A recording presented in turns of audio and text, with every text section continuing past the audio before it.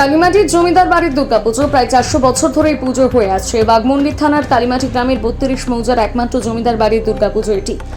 এলাকায় মানকেতের দুর্গাপুজো নামে এই পুজো জনপ্রিয়। এলাকার জমিদার এই পুজোর সূচনা করেছিলেন। বংশ পরম্পরায় আজও এই পুজো চলে আসছে। পুরনো ঐতিহ্য বজায় রেখে আজও মাটির দালান ঘরে পূজিত হয়ে আসছেন দেবী দুর্গা।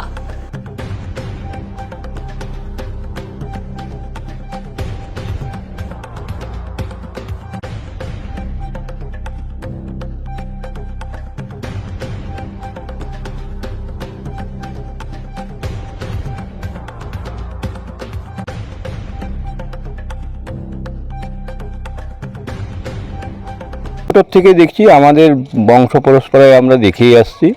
তাই এই পুজোটা ছোটোর থেকেই আমরা এই কবে দুর্গা পুজো আসবে এটার জন্য আমরা অপেক্ষা করে থাকি।